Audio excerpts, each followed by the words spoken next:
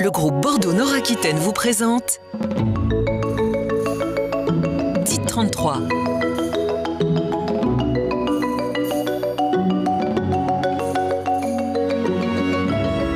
Dites 33. Dites 33. Bienvenue dans ce nouveau numéro de Dites 33 consacré à la restauration en collectivité.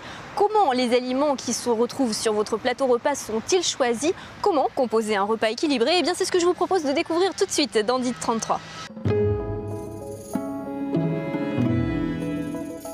Patrick Lacroix, nous sommes ici au self du lycée agricole de Blanquefort. Pour commencer, est-ce que vous pouvez nous dire ce qu'il a de particulier, ce self? Ce self, il a quelque chose de très particulier, c'est que ce self distribue actuellement 20% de bio. On a fait une très grande avancée sur le bio qui a été récompensé d'ailleurs par un label remis par M. Rousset.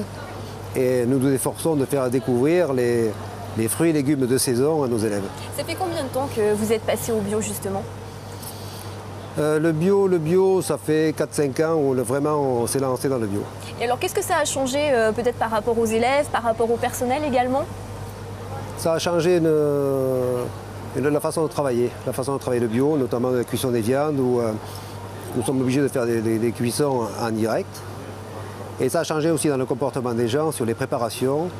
On fait très attention, on ne gaspille pas et on sensibilise notamment les élèves à manger du bio. Et alors justement, comment les élèves sont-ils sensibilisés? Il y a un échange entre les personnes qui travaillent aussi ici en cuisine et les élèves, comment est-ce que ça se passe?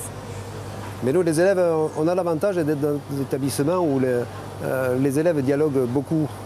Et, nous avons organisé avec les élèves des ateliers d'échange de pratiques où nous leur mettons à tester des recettes, 1, 2, 3 recettes avec des variantes. Ils analysent ces recettes, ils goûtent ces recettes, ils nous demandent d'apporter des modifications, on apporte des modifications et ce sont des recettes qui sont enregistrées en fiche technique, donc on ne change rien, on garde les grammages, le dosage et ce sont des recettes qui sont échangées entre établissements participants à ces ateliers d'échange et quand ils sont distribués, est noté l'établissement qui a choisi cette recette. 11h30, le self du lycée agrico-viticole de Blanquefort ouvre ses portes. Dans ce self utilisé par plusieurs établissements scolaires du secteur, 900 repas sont préparés chaque jour. Des repas que Patrick Lacroix, le chef de cuisine, établit à l'année selon le programme national nutrition santé.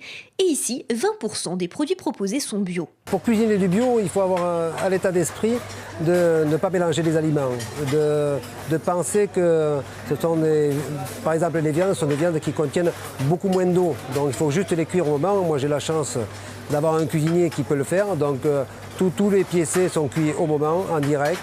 Et pour tout ce qui est légumes et féculents, sont cuits dans des marmites différentes. Pain, fruits, légumes, fromages et autres produits bio ont donc pris place sur les plateaux repas des lycéens. Mais ici, aucune obligation de manger bio. Les produits proposés en bio sont également disponibles en version classique. C'est très bon, tout va bien.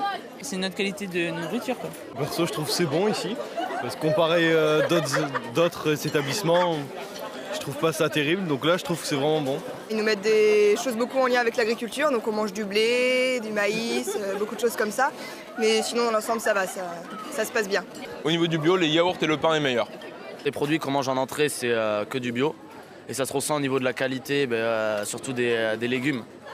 Il y a plus de goût, plus de jus, etc. Dans ce self, le bio est une véritable démarche dans laquelle les élèves sont impliqués. Alors les éco-délégués, c'est les délégués qui vont s'organiser pour le self, pour le lycée, pour les aménagements plutôt écologiques au niveau des lycées. C'est pas du lycée entier, c'est pas juste notre classe qui est représentée. Déjà, on fait des réunions une fois par trimestre avec tous les éco-délégués du lycée où on discute de ce qu'on va mettre en place, etc. Après, le chef ou M. Vérac, le gestionnaire, nous invite à faire la dernière fois, on est parti au self pour nous expliquer comment ils mettaient les repas bio, etc. On est à 20% de bio dans le lycée. Donc on a été le premier lycée en France à avoir ce label. Et après, c'est surtout des initiatives de notre part. En quelques années, la quantité de produits bio servis dans ce self n'a cessé d'augmenter et aujourd'hui, le bio semble également avoir trouvé sa place parmi les produits d'entretien utilisés. Alors Juliette Lanoir, vous êtes diététicienne. On va voir avec vous comment composer un repas équilibré. Alors est-ce que vous pouvez nous dire en fait quels aliments mettre sur son plateau repas quand on se retrouve au self, un plateau qu'on peut bien évidemment reproduire à la maison? Tout à fait. Alors en fait, j'ai essayé de composer ce repas avec toutes les catégories d'aliments, c'est-à-dire des protéines avec la viande, des glucides avec nos féculents, des fibres avec les légumes cuits et le fruit, et un produit laitier pour l'apport en calcium. Ce qui est important quand on compose un plateau, c'est vraiment de varier et d'avoir un apport de toutes ces catégories d'aliments. C'est ça qui va permettre l'équilibre alimentaire. Et justement, ça veut dire qu'on peut aussi bien manger un légume et un féculent. C'est pas forcément l'un ou l'autre. C'est pas forcément l'un ou l'autre. Alors les féculents, en général, c'est dans l'a priori des gens, c'est quelque chose qui fait grossir, c'est quelque chose qui va apporter des calories. Alors les féculents, c'est vraiment important parce que ça va apporter les glucides. C'est ce qui nous permet aussi de tenir sur toute la journée. Et c'est vraiment en fonction de l'appétit de chacun.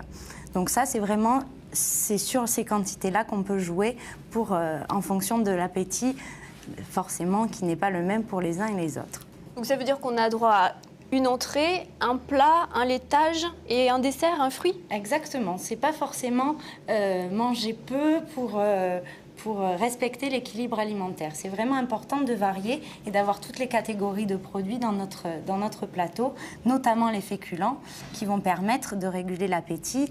Et c'est ça qui va nous apporter les glucides pour la journée et avoir l'énergie nécessaire. Et après, on peut, j'imagine, procéder à quelques petits changements. Si on a envie de fromage plutôt que le yaourt, est-ce qu'il faut adapter par rapport à l'entrée ou aux fruits? Sur ce plateau-là, j'ai choisi de prendre plutôt un yaourt que du fromage, parce que nous avions déjà un petit peu de fromage râpé dans les pâtes.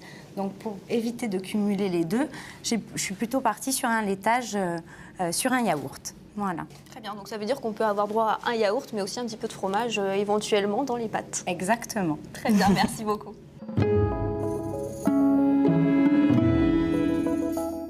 Au premier regard, Allium est une cuisine centrale qui pourrait ressembler à n'importe quelle autre, à un détail près, celui d'avoir été pensé pour préserver la santé et l'environnement.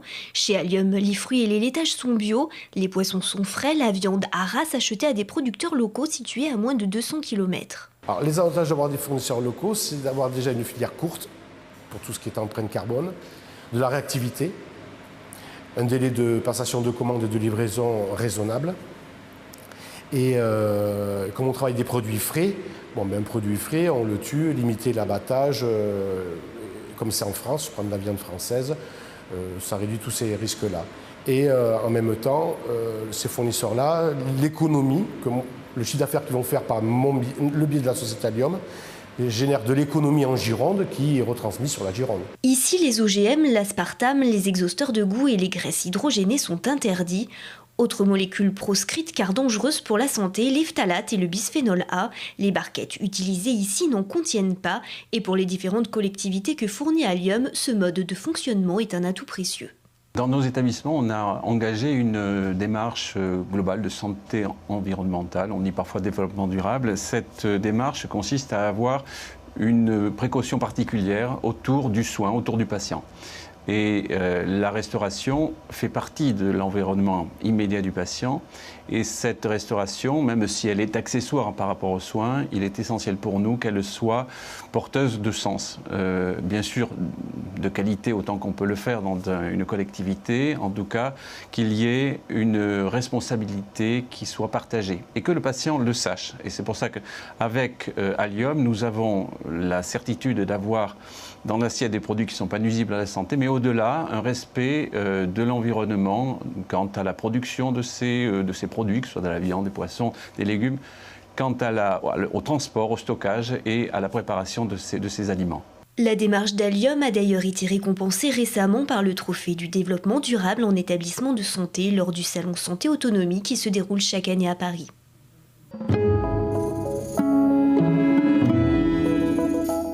On va terminer cette émission en parlant de label. Première question, est-ce que vous pouvez nous dire très simplement ce que c'est qu'un label? Mais un label, c'est un moyen de certifier certaines qualités de l'alimentation. Ça peut être la labellisation AB, vous avez la garantie qu'il n'y a pas d'utilisation de pesticides, des produits phytosanitaires qui ont été utilisés. Mais il y en a d'autres labels. Il y a le label commerce équitable, ça sera plutôt un engagement éthique. Mais ça ne va pas forcément dire qu'il n'y a pas d'utilisation des pesticides. Chaque label a ses propres garanties. C'est vrai, il y a une vraie jungle des labels aujourd'hui. Ce n'est pas toujours facile de se retrouver, mais au moins ça vous donne certaines garanties. Ça évite aux consommateurs de regarder en détail parce qu'ils peuvent faire confiance à ce label-là. Et ça permet aux cuisiniers, par exemple, de valoriser leur démarche parce que c'est quelque chose qui est très visible sur le menu, sur le produit. Et alors, acheter un produit avec un label, est-ce que c'est forcément la garantie de manger mieux?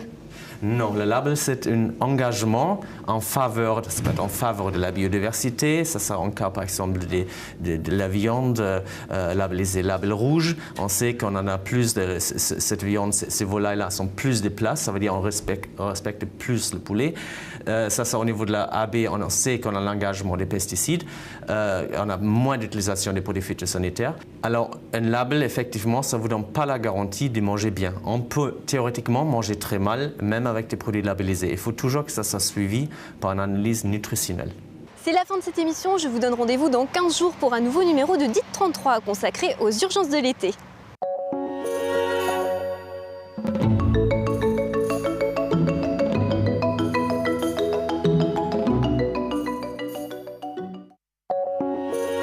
DIT 33 avec le groupe Bordeaux Nord-Aquitaine.